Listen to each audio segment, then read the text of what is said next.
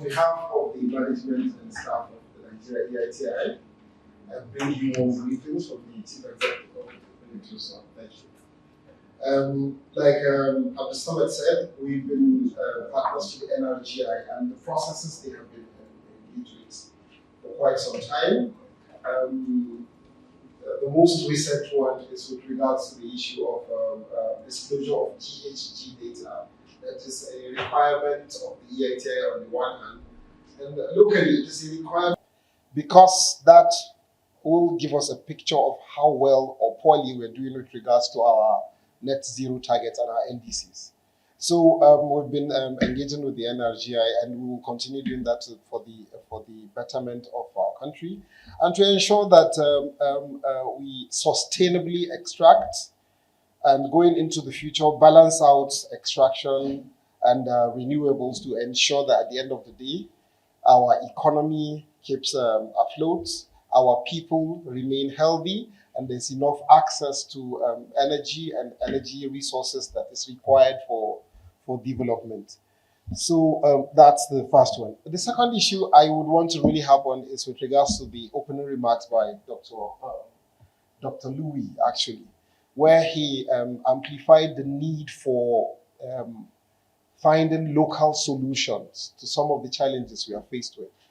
That is very, very key. And for me, why that is very important is when you look at the commitment, the Baku financial commitment, where a $300 billion commitment was made by the global, the countries that pollute the most, if you'd allow me, excuse my language, but the global north, actually, you would find that is just a drop in the ocean.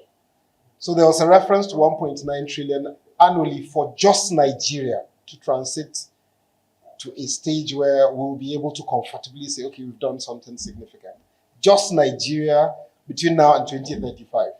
But look at the commitment we are getting from the global north, 300 billion, though with option for scaling up in the near future to 1.3 billion. But 300 billion is a drop in the ocean.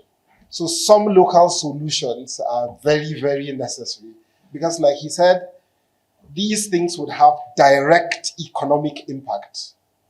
And already we are feeling the environmental impact, so we don't even have to go into that. I'm from Sokoto State. You would find extreme desertification encroaching at paces that we've not seen in the last 20, 30 years. When you go to places in the Niger Delta, I don't have to even go into that. We know all of that. So we see the impact, the environmental. The economic would be when there's a drying up of investments from those that provide the investment in the oil and gas sector. That would have direct economic impact on the economy.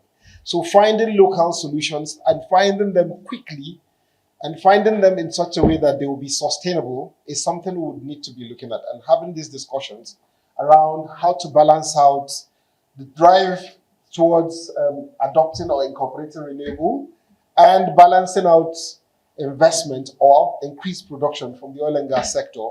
It's a very, very delicate business. So what we've been doing in the NEITI is to provide data and information and facilitate engagements such as this, to bring all of the parties that are responsible in all of these spheres together so that they can speak to themselves and would find solutions that will take us forward into the future. So without taking up so much time, I would want to say this is an incredible opportunity.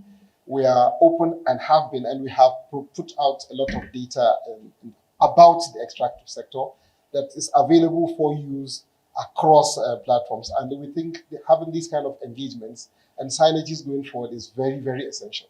Thank you very much for your time.